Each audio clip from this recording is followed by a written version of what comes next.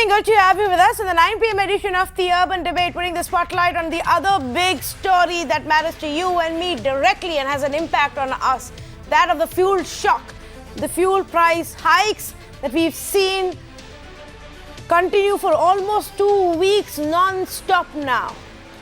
Now, the big fight has been who's going to cut the tax, whether it will be the centre or the state government.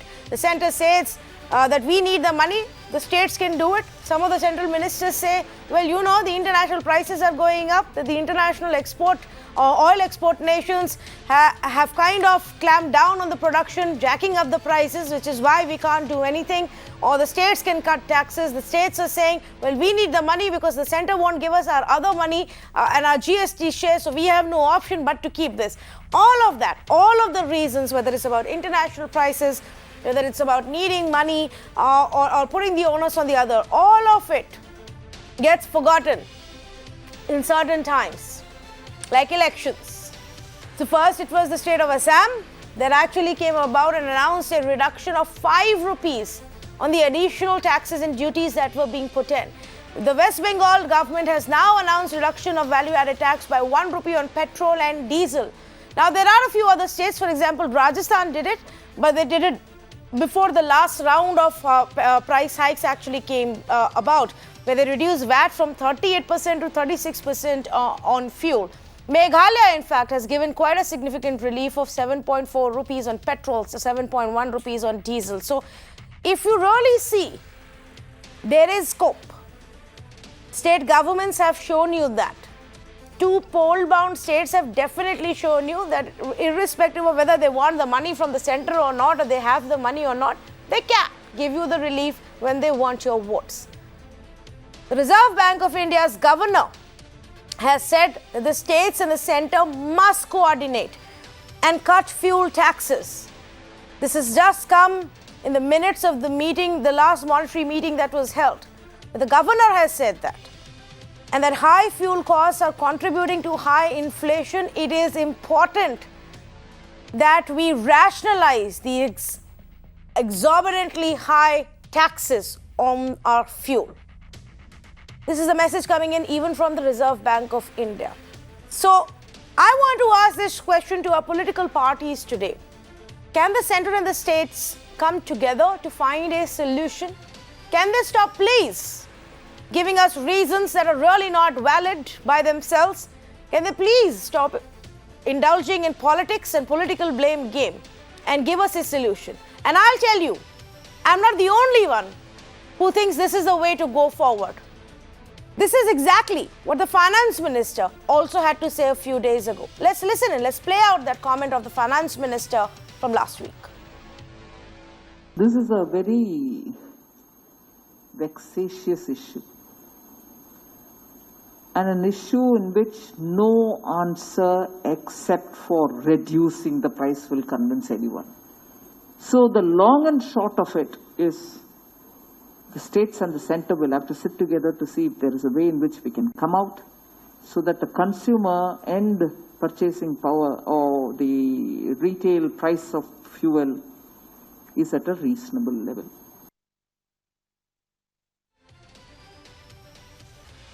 So it's a vexatious issue, and obviously she also knows that the state and the centre must come together to find a reasonable level, but it can't be the central government cuts the taxes and the states end up taking the benefit. Can't be that one side takes a higher moral ground and the other side actually takes the monetary benefit and not pass it on to the customer. So let's open it up for conversation and ask our panelists, what is the solution to this? Why can't we sit across the table and have this conversation? MAHESH TAPASE, spokesperson for the NCP, joins us this evening. ANAND GURUMURTHY of the BJP.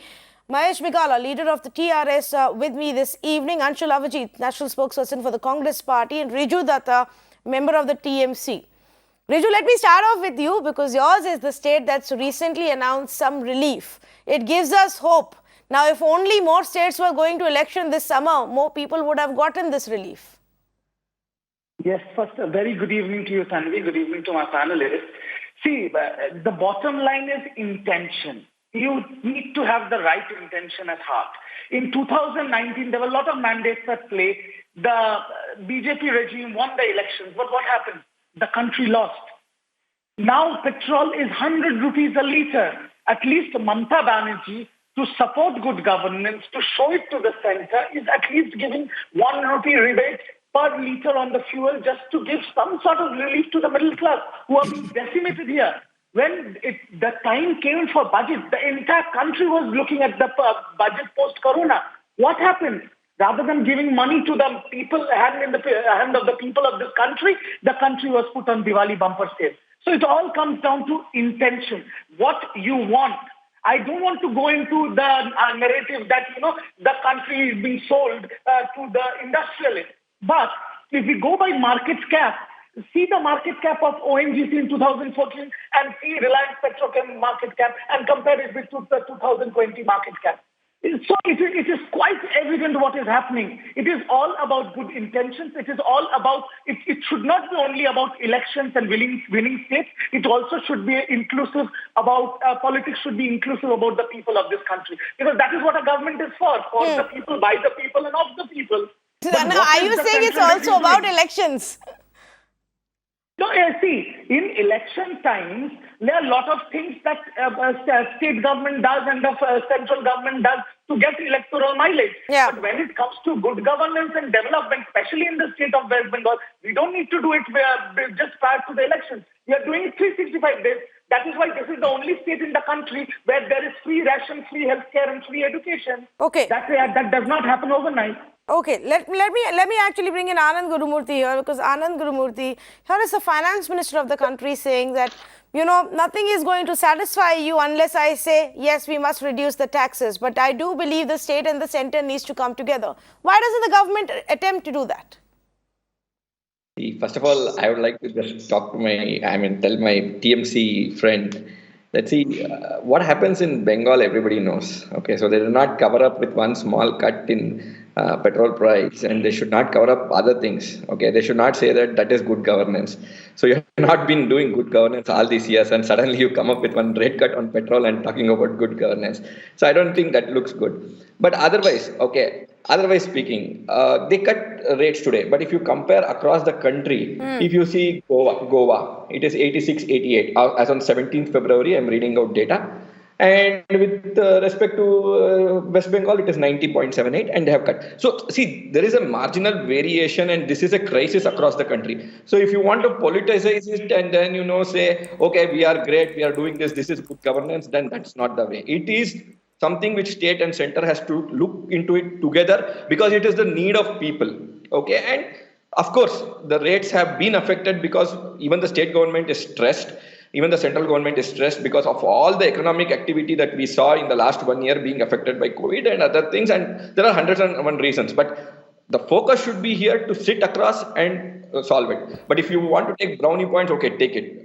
Even the Prime Minister has told in the Rajya Sabha and the Lok Sabha that please take all the brownie points, but just let us take this forward together. That's it I want to say. Okay. Can I come in, Tanvi, please? Yeah, but okay, quick response, 30 seconds only, because then I have to go to the 3 other panelists who are with us. Yes, so the quick response here is, if you see the petrol and diesel rates in Bengal, you will find 62% is the taxation on petrol and 69% on diesel. Yeah. So effectively, out of the total price that we are paying for petrol, almost 62 rupees goes to the government. So effectively, Tanvi, the car you are driving is not your car, it's government's taxi. That is the situation here. And when you talk about state giving rebates, now let me just say one small thing. Why are you increasing cess?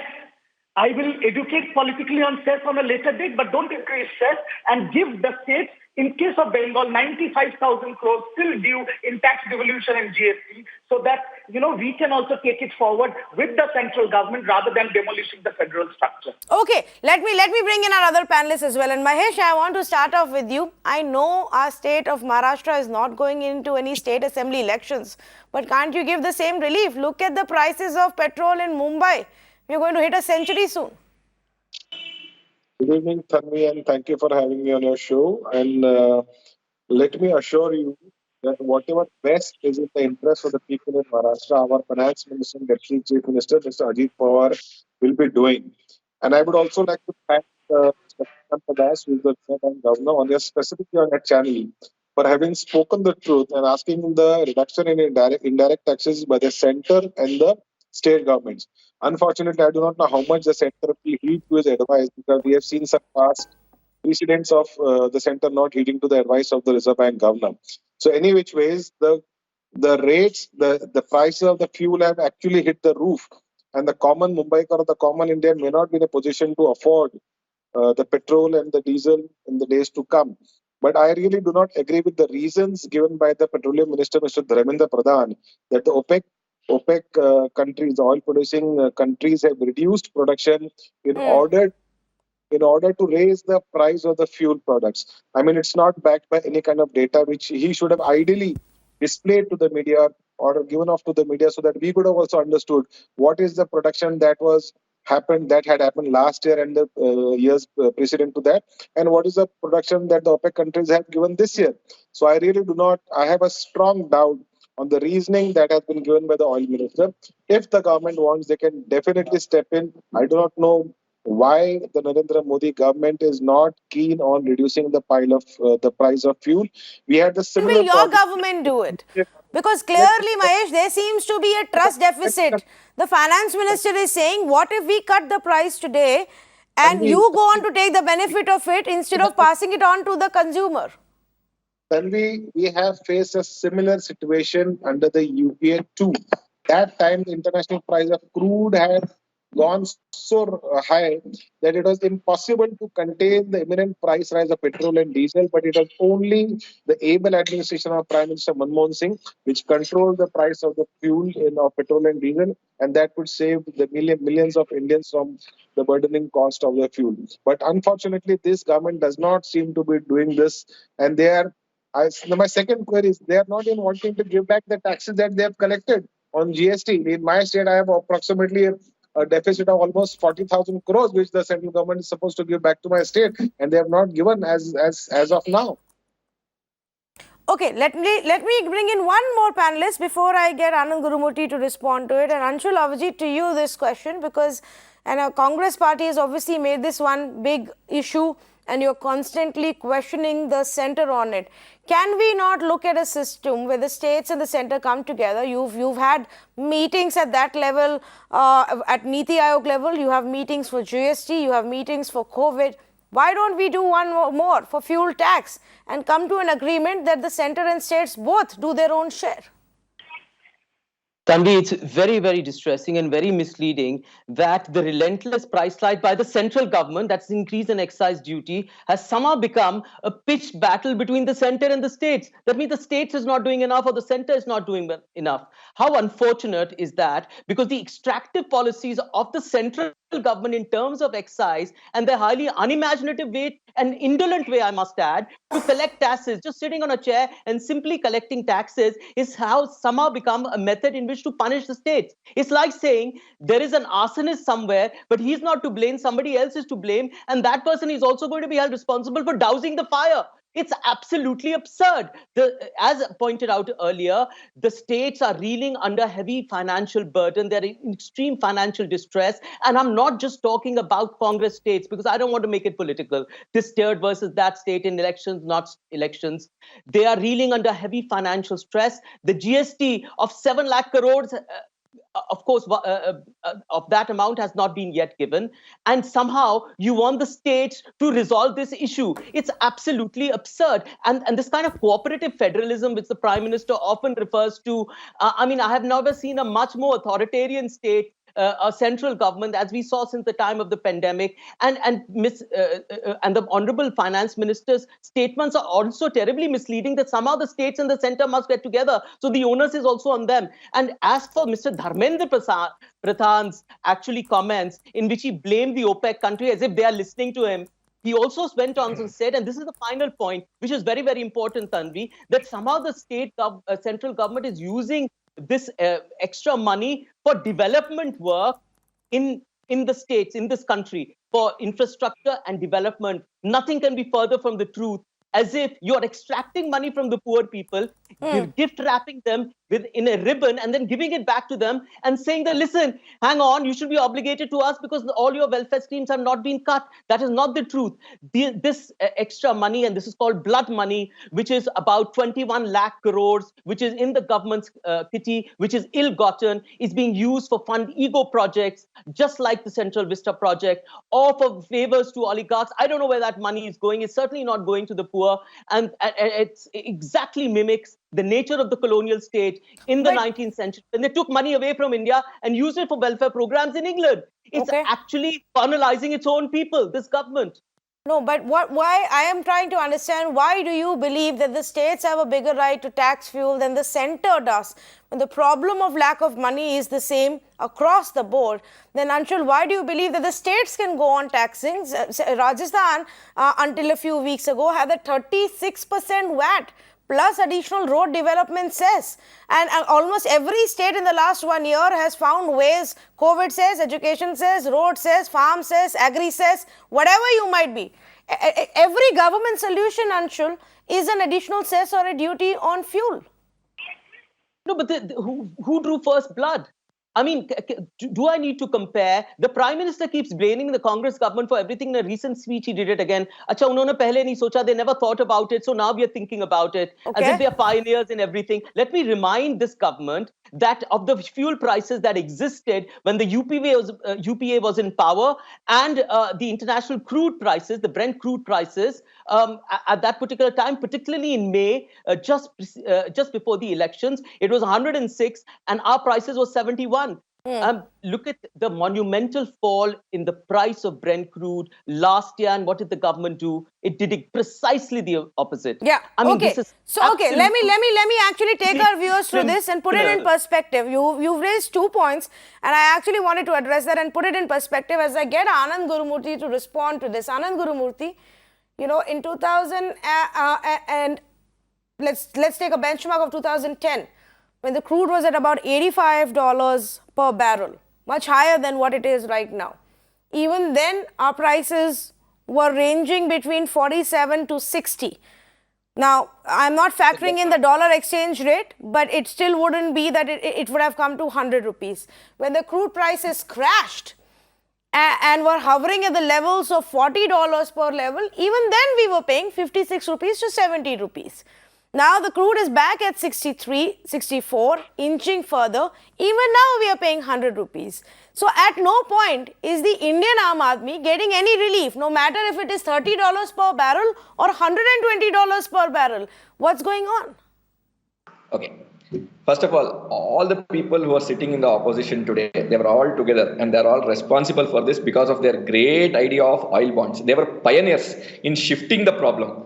Okay, so let's be very clear on this one part. Okay, that one part derailed us in such a bad way. They derailed our country in such a bad way that today all these people sitting in the opposition are blaming one another, not cooperating properly as a federal state should cooperate. They're not bothered about it. They're continuously blaming. They're creating some disruptions on streets, everything they do, and then come here and blame the government in pricing of one commodity in the entire country. But fine, criticism taken. And then if you measure the states which are ruled by Congress and NCP, Maharashtra state 96.27 on 17th February 2021 is the price of petrol, one of the highest.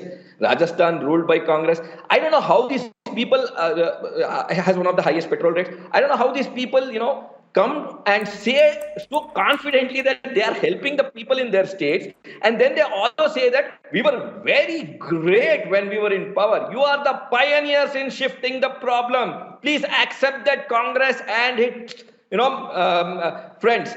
Because you are the people who have done this harm to this country. It's high time that you understand this. And one of the things that this government is trying to do is our dependency on this imported commodity has to be reduced. So we have been investing continuously on renewable resources, and we have been doing it in a very, very systematic way. It's going to go off in the coming days. But yes, right now we are facing a crisis. Even as Tanvi asked, the price of petrol price when it in comparison, it is seeing some hikes due to the situation that we saw in the country. Don't you people know about it? As political party, are you not facing it in your states? Then why are you coming only in the media and then talking about it. Sit across the table, talk about it, reduce the price for the people, and then cooperate with each other and then do it. We are ready for it. Why are you not doing it? So that question you have to answer to people. Okay, also I will get some of the spokesperson who just spoke from your opposition parties in just a bit to respond to this. All three of them want to, but before that, I have a question for Mr. Mahesh Begala, because Mr. Mahesh Begala, in the state that you come from, it has the highest state taxes, 36%, if I'm not mistaken. Correct me there. But don't you think that when prices are touching 100 rupees, the states also have some responsibility? Tanvi, I like your idea, but basically it's the central government should take the initiative. It's not about the Telangana state or Maharashtra or BJP ruled or Congress ruled. It should be the government of India should take the initiative, sit across with all the state government chief ministers or even all party meeting. They should convene and discuss about the term. It's not a short-term solution. They should look at the permanent solution.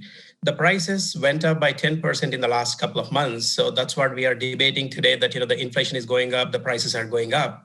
But go back to a couple of months back, it was only even 85 to 90 rupees. Still, that's too high compared with even any of the developed countries or even the third world countries. You look at even America, Australia, or Singapore, or go back to compare Pakistan and Bangladesh. Pakistan price is 50% cheaper than Indian oil prices, and even the Bangladesh is cheaper than Indian prices. So why?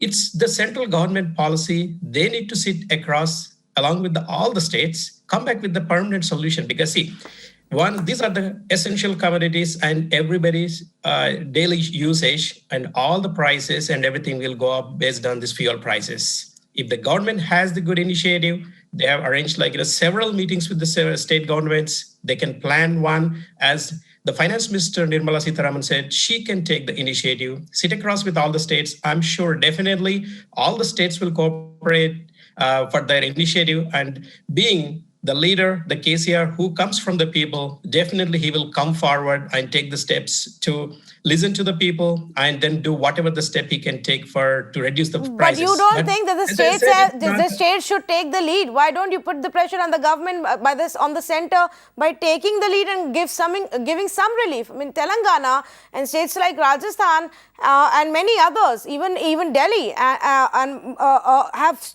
taxes above 30% on fuel.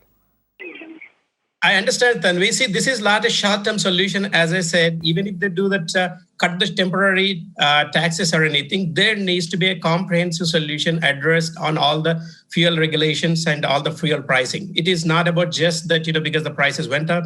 We should be just discussing. This should be a national debate.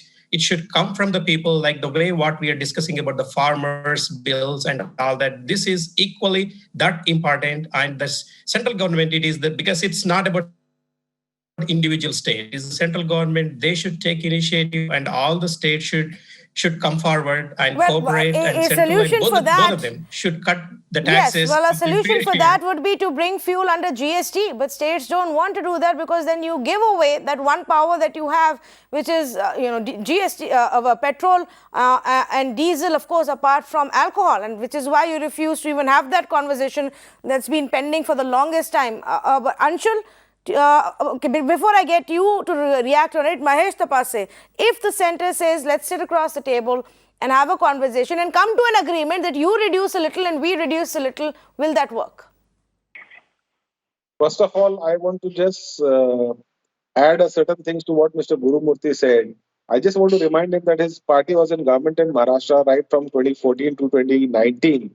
And at that time, the fuel price, the international crude price has touched a low of almost about $20 to a barrel.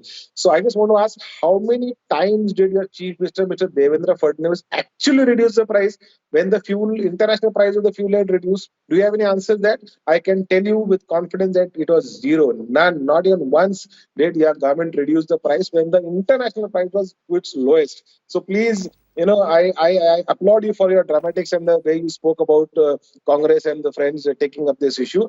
But also remember that your party should have actually taken precautions to reduce the fuel price when the international price of the crude was low. As far as the new proposal that Tanvi is giving, definitely we as a party will talk to our finance minister and see what kind of relief can we get. Today we are burdened with huge debt. The BJP government, who left us in 2019, has left a debt of almost 6 lakh crores on the treasury of Maharashtra. This is also something that Mr. Gurumurthy should be aware of. Yes, Anand Gurumurthy. See, first of all, he's talking about the state debt. Yes, that every state will be progressing in its budget, and there are things that he's putting across, saying that petrol price were not reduced. Those, again, there will be a lot of things that has to be considered. What were the crude oil prices at that point of time, and what happened during the? I accept your argument that petrol prices have been always, a kind of a tricky thing, which has been one of the sources of income for government after the indirect taxes were introduced, and during the GST regime too. These things came out of the bundle of GST and stood in excise, petrol and alcohol, so that the states can have some direct funding, and all this is being talked of on a daily basis. But I want to ask one thing, okay? One thing, let's make it clear, okay? From a political party perspective, my party is ready to sit across the table and talk with respect to this. What about the other parties? Why are they not coming forward for this? And what is it that is stopping them from, coming up with a rational solution for this? Please, Gurumurthy ji, please come forward. Please pay the dues that the central government is supposed to give to the state of Maharashtra. Please come forward with the proposal. Please also pay off the dues, and then let's sit across a equal. Mr. Mahesh, let's not confuse the users. Let's tell one thing. GST Council. Okay. I'll simplify this. Everybody, I'll simplify this to the point that Mahesh is making, Mahesh TAPASE, but the central government has already raised its hands and said, we will not be able to pay you right now. We don't have the money. Please go and borrow. We will back you up and we will pay you the interest later. That's the answer you've gotten. Very well in the GST Council. GST Council meets regularly and discusses this. Okay, Riju first and then Anshulavjit. Yes, Riju. Yes, I will make some pertinent points here. I have heard Mr. Gurumurthy saying, and I know it's difficult for him to defend, the lacunas of his government. But, GST is a complete failure in this country. That is why every state is in view of thousands of crores from the central government. Next point I wanted to ask is, if it would have been a matter of GST, fair enough. While the central government is increasing cess every year, where the state governments do not have any say, and the entire fund goes to the central government. And where are they using that fund? They are not using it to increase the GDP of this country. They could have used it to lower the petrol prices. They are not using it there also. So where is the increase in cess, that amount going? Now the third point about our finance minister. Now you want the people of this country and the opposition parties to believe in the finance minister. This is the same finance minister who said that when GDP slumped during the pandemic, it's an act of God. This is the same finance minister, and I quote, she said, I am taking onions and potatoes out of essential commodities because I do not have onions. So, how do you expect us to trust her? And the last but not the least, when Mr. Gurumurthy was continuously harping on why the states are not sitting with the center, sir, for COVID management, for N number of issues, the state have sat with the central government. The farmers had 11 rounds of talks with the central government. We know what the result is. The result is a big fat zero. So people have lost credibility on the central government. And if you want the people of this country to have faith on you, start by doing some action. Reduce 10 rupees and then you practice what you preach, and we will come and sit with you, and we will work for the benefit of the people of this country. Yes. Okay. Anand, hold on for a second. Let Anshul also make his point. I'm sure you'll have to respond to that as well. Yeah. No, I completely agree with that. I mean, as far as the dialogue between the center and the state is concerned, the center doesn't want such a dialogue. We saw it clearly as far as the railways was concerned, as far as everything was concerned during the pandemic. There was hopelessness and there was fear and there was confusion because the center wanted it that way. It wanted to usurp all power in its hands. So all this myth of cooperative federalism is clearly that. It's a myth. It's rhetorical. Now the Honorable Finance Minister has thrown up her hands in despair and said that no, this is a dharma sankat, and she's blaming it on oil companies and saying no, it's their fault. The Honorable Petroleum Minister is saying no, no, it's OPEC's fault. And the Prime Minister is saying, no, it's Congress's fault. Whose fault is it? It is the fault of the central government. There is no doubt. Tanvi, you're looking for a solution where none exists, which is trying to find in all good intention. I agree with you. This is very well intentioned. And somebody spoke about the purity of intention and the honesty of meaning and all that. All very well said and done. But here it's not going to happen because the center does not want it to, because it's draconian, it's authoritative, and therefore it is heading that way. The only thing that can happen is what Nirmala Sitharaman ji said was there is no dharma sankat here. The only way is to reduce excise duty because the center drew first blood and somehow it wants to punish the state or pass the onus on to the states for resolving this problem. If not only, in fact, not only that, and I think all of you and many of the states should be upset about the fact, Anand Gurumurthy, that not only are you reducing the taxes to give some benefit to the people, you in fact changed the structure of the taxation this time in budget such that only benefits you and doesn't benefit the state governments, because you reduce you reduce the duties which would take away their share, and then you increased it via cess, which only comes to you. No. See, central budget, whatever it does in the central budget, it's with respect to the powers that the center has. Okay, the states still have their budgets to come up with. Okay? So you even changed the structure. No, you didn't understand my point. I am saying you changed the structure of the fuel taxes in such a manner that while it did not give any relief to the Aam Aadmi, it actually reduced the share of the states and increased your share. That's what you did. So how is anybody going to have any faith in the center? Okay, one second. Increase anything you are telling. Increase the share. In what this thing we have increased the share? You explain that. You know it very well, right? In what did we increase? The cess that you brought in. Yes. Which cess did we bring in? Agri cess. Does that come under the central budget? It comes under the state budget. It will be transferred to the state itself. No, Mr. Gurumurthy, a cess doesn't go to the states directly. That's only if the central government wants to pass it on. No. The cess doesn't go to the states. Let me explain this. Once the money comes in and then goes to the state should spend on the same sector. But in many states, this is not happening. They will not agree. They will not agree to what I'm telling. But in many states, what they do is they will take the cess directly and then spend it on whatever they want. The cess that they levy goes to them, whether it's road cess or agri cess, not the ones the center brings in at their level. Agriculture is a state subject. It's a state subject. Yeah, okay? But they're not collecting that fund, Mr. Anand Gurumurthy. That will be collected in the... Wait, let me answer. I know you're 3 or 4 people. Let me answer, okay? Whatever gets collected will get transferred to the state. I need to answer all of you. Okay. I know. You need to answer everybody. One by one. Yes. What are you saying, Mr. Tapase?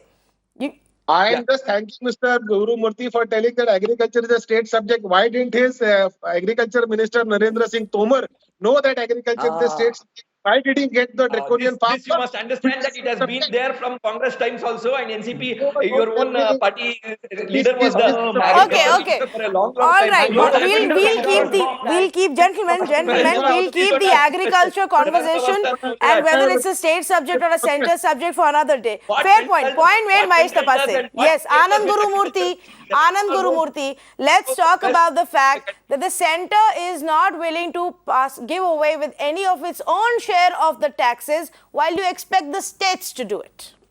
See, one thing I'm telling you, okay, the central part is very small when compared to the state part. That the amount, when you split the amount, right, it is higher because most of it gets transferred back to the states, and that is something which people know. Now let me talk about the subject of what Congress says. See, the number of dialogues that happened even during the COVID crisis between the state governments and the central government, not only at the official levels, which were more regular, even at the CM and the PM level, the dialogues happened continuously. So there was no authoritarian way of doing things from BJP's side. It is just a say of the opposition. Otherwise, states are very happy with whatever happened. Then, answering Mr. Riju completely just says that, Bengal is the best state. Then talk about the human development index in your state, boss. you and the communists have just ruined that beautiful state with such smart people. Why have you done that to the state? If you can explain to the people in the coming election, Can please I explain. answer? Because No, we no, have no, already no, won the no, election in no, no, I don't want, 2008. I don't, this is Come not back an to election power. debate. So I will get please both of you on another Bengal debate for sure. This is not an election debate for Bengal and a look at Mamata Banerjee's report card of her performance. I'll get both of you for that one. But Mr. Bigala, let's get back to this point. Anand Gurumurthy is saying, what are the states complaining about? You have your own VAT that you put on it. You have your own cess that you put on it. Then you get a share of the excise collections that the center is also getting. So why are you complaining? Take the onus of reducing the prices. Tanvi, as I said, this debate has become more of a political than we're talking about the fuel prices today.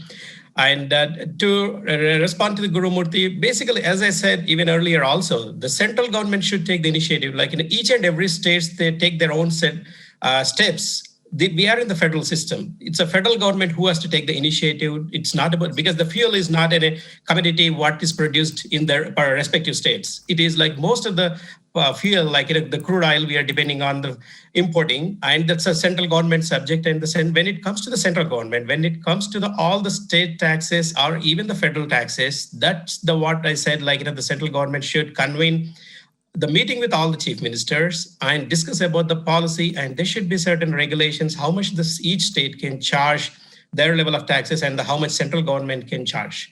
See, as I said, we are talking about this just for the 10% increase, but the solution should be the permanent comprehensive solution, because even if they reduce the 10%, even if they reduce by 5 rupees, that's still we are paying much higher than what we are supposed to be. So you're absolutely right. To that point, in fact, we've had, just in the last conversation, the last debate we had about fuel prices, we had two experts, one former ONGC chairman, one former oil secretary of our country, both of them saying that you need to look at the larger structure of taxes, which is unique in the entire world, and fix that. But Anshul Avijit, the point that Anand Gurumurthy has made, you must answer that. You get a share of excise, the central collections, and you have your own set of taxes on fuel.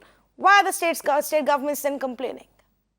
The states government are complaining not just because of these taxes, but because there is some sort of an authoritarian rule by the government in which they are completely neglected and completely discriminatory.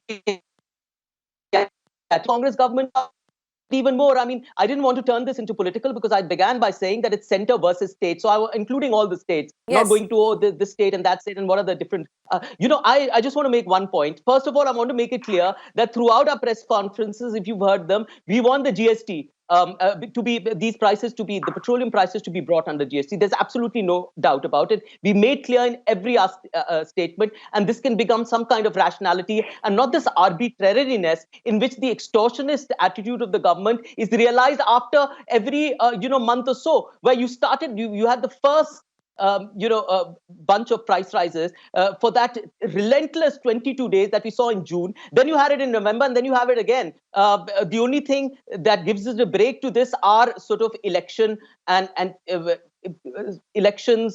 their results. So otherwise, there is a relentless price rise. We are saying time and again that it is the onus on the center to bring down prices. Can I tell you how much the excise duty has increased from the time of the UPA as far as diesel is concerned? It's by more than 820%. It's a staggering amount. And in petrol, by more than almost 300%. It's a staggering amount where excise duty has been increased. And why don't we forget this statistic? When the global crude oil prices have been reduced, they come to record lows in 18 years. That was the time. These are the kind of figures that we are seeing. And the common man, we're not talking about the common man here. We're talking about this state and that set and cess and that cess. These are inflationary.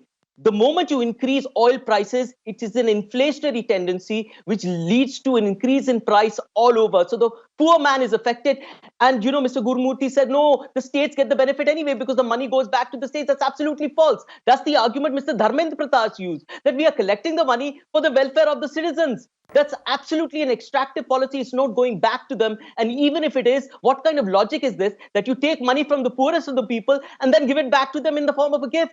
I don't understand the moral logic in this. We are not looking at the moral dimensions and the criminal dimensions of this price rise, instead getting involved in these nitty-gritties, which are also important. They're important for resolution, but the central government must bear the moral responsibility for this criminal act and extortionist act of increasing the prices to these unprecedented levels. You know, It's and unheard of. I just want to say this, Anand, as you respond to what Anshul is saying, I just want to highlight that I think the leaders and ministers and governments need to at least stop misleading the people by saying, oh, we can't do anything because this is being driven by international market prices, because the sector is deregulated, and when the market international prices go up, we can't do anything. You can.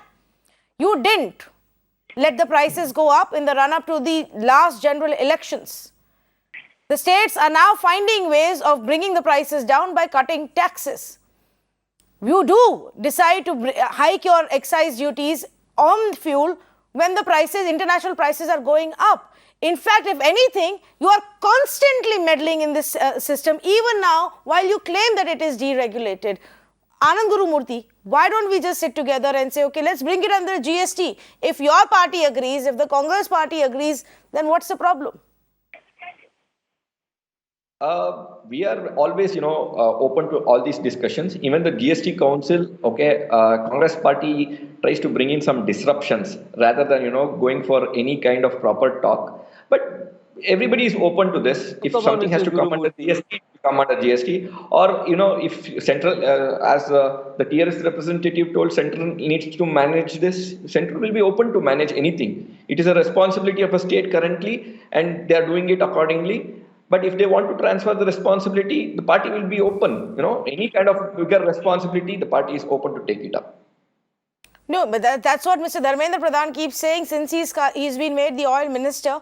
But I don't see the movement taking place, any kind of movement in the GST Council meetings. RIJU DUTTA, why is that? Is it your party that keeps stopping it?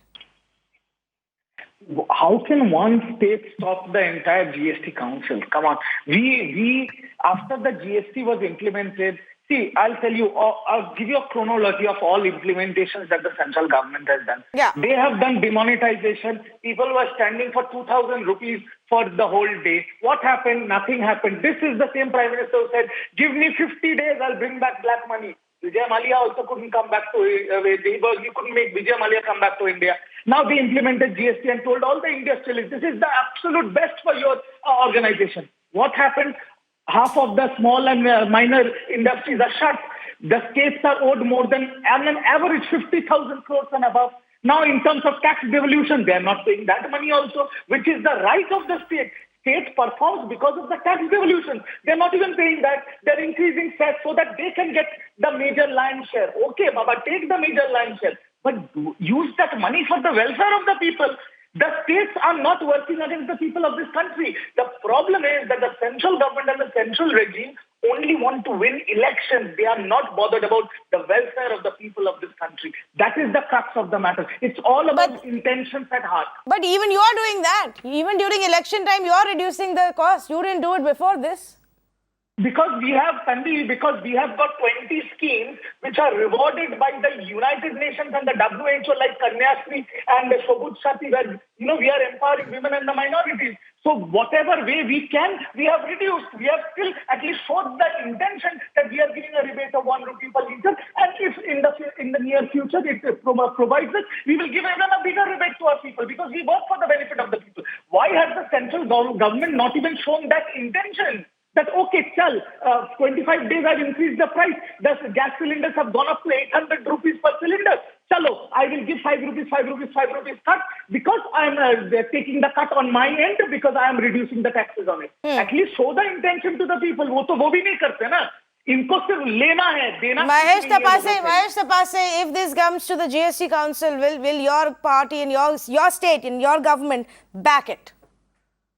Let's get the reform in. Ifs and buts. The Modi government does not believe in ifs and buts. Let them come forward. This has in fact been our demand right from day one to get fuel under the GST thing. It was the same Prime Minister Narendra Modi who, as Chief Minister, opposed the GST. Now he has got the GST. Yeah, I'm just asking you if it is still your demand, considering that all the states are now complaining that they're not getting their GST dues. So do you really want fuel under GST as well? First of all, Prime Minister Narendra Modi ji and the Finance Minister should first of all clear all the dues to all the state governments, whether it's a BJP state government or the non-BJP state government. Let them first of all clear. Then let them come and talk what agenda they have. The price of the fuel was contained by Prime Minister Manmohan Singh in his regime. That time it was $120 a barrel. Why can't we control it? And it's only half the price of those days. See, none of these guys want any solution. They just want to continue talking about it and let people suffer. They don't want any solution. I clearly told none of the opposition parties want any solution. They just want to No, continue I'll tell you what is happening. Even the finance minister has abdicated a responsibility. Okay, no, I'll tell you what is happening, and Mr. Mahesh Begala, correct me if I'm wrong. Let's keep the conversations about what can be done or what cannot be done aside. But from what the sense I'm getting is, every political party comes on TV shows and debates and says we are ready to bring in and we want to bring in fuel under GST. But the fact of the matter is, now it's been over a couple of years since the same oil minister has been talking about it. His party is talking, all opposition parties are talking, but it's not taking place. Doesn't this smell of hypocrisy? Why should people believe that? Because the states don't want to let go of the control. The central government was to there is a very pertinent point here, Tanvi. The thing is, when there are 10 different things under GST that the central government has taken, and on an average, like I said, 50,000 crores is due to every state. Now you include petrol and alcohol and everything in it, and then at the end of the day, it will be only Delhi and the BJP regime and the BJP headquarters which will shine like a five-star hotel, and the rest of the country will die out. How can we trust the central government? It's a matter of trust and intentions now. That is the point I'm trying to make here. Yes, Mahesh Begala, yes. Yeah. The central government should come forward and keep up their promises, whatever they made during the GST regime. Even though Telangana was the first state, actually, the Telangana chief minister convened assembly and passed the resolution to support the GST. But definitely the central government miserably failed on the GST part, and they have not paid all the dues to all the states individually. And of course, they are referring to the cause of God or act of God. But this is a COVID, and the state governments depend on the GST, and that's a regulation. It's a law made by the central government in the parliament and backed up by all the states. Now, to come into the GST era, the central government should give the confidence to all the states that we will abide by the laws what we made, and all the state governments will get their fair share of the due share. But as I said, if you look at these fuel prices are already deregulated. The prices are going up when the crude barrel prices are going up. But when the prices are coming down, the barrel price is coming down, we don't see the same effect in the price of fuel. Even if you look at globally in the United States, when the prices were high, the gallon was about $4 range.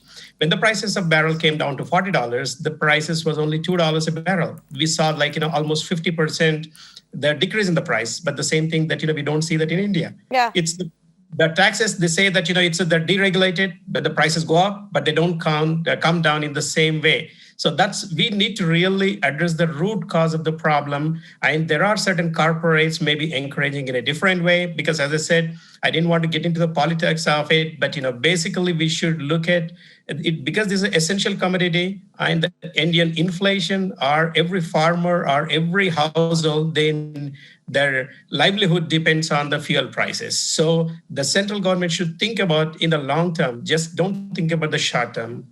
Think about the long term. Invite the states, come with the comprehensive solution. Well, what you said about the prices being regulated to international prices, and this is a deregulated market. Essentially, it would be, but the minute the crude prices start going down and the way they crashed all the way to $30 per barrel, it would have been, except that we thought that was a good opportunity to increase our taxes. And the minute the taxes went up, we didn't get any relief. So for the common man, there's no relief, whether it's $30 or $120 per barrel, irrespective of what's happening in the international market. But again, a very important point that some of you raised, and I want to highlight this because this will come back and haunt all governments, state or center, especially the center, because people do link the fuel prices to a central government policy in our country. CPI inflation, excluding food and fuel, remained elevated at 5.5% in December. Due to inflationary impact of rising crude prices, and rising indirect tax rates on petrol and diesel, and the pickup in inflation of key goods and services, particularly in transport and health categories. Now, the governor then goes on to say, while quoting this, that proactive supply side measures, particularly in enabling a calibrated unwinding of high indirect taxes. Now, this is the Reserve Bank of India giving a message that you need to unwind your high indirect taxes on petrol and diesel, are critical to contain further build-up of cost pressures in the economy. Mr. Gurumurthy, this is a central bank giving you a warning that this must be done. Prices are going up now. We will see the impact in 3 months if we don't change it. Yeah, we are open to any kind of a debate and any kind of a negotiation at any point. Our prime ministers and all the ministers' doors are always open for all the central and state ministers, state CMs, everybody. And we have been having a cordial conversation with everybody on these subjects. But it is something, it is talked behind closed doors in a different way, and then, on the streets in a different way, which is not correct. They have to have the same kind of a momentum to help the people as they express on TV. They should have the same momentum. They should come forward and, address this issue in a cordial way and then take it to the people. So this has to happen from all the states and all the politicians have to get involved in this, that too in this COVID time. And that's all I can say about this subject. All right. On that note, we're going to wrap this up. But I think the indications are there for everybody to see. If the prices keep going up and stay at these high levels, viewers, it's not just how much it's going to cost to tank up your car or your two-wheeler. It's also going to be the amount that you pay for your daily essentials, the amount that you pay for your food, for your groceries, for your personal products, because everything has a transport cost, everything has a manufacturing cost, and a lot of it is directly linked to the crude prices and the fuel and diesel and petrol prices. Add to that the inflationary cost, because the LPG prices have also gone up. Don't forget that. All of this will add up together, and we don't see the impact right away. This comes with a lag. So the governments need to move at a quick pace, and perhaps the centre needs to start off by setting an example. The state governments have already begun, four of them just in the last few weeks. I'm sure the other poll-bound states will also have some of the announcement to make if the centre doesn't move on it. It cannot be that solutions to all of your money problems when you are in power begin and end with a tax on fuel, with a tax that the common man, with the tax that the middle class and the most vulnerable of our country pay. It cannot be. Thank you for joining us.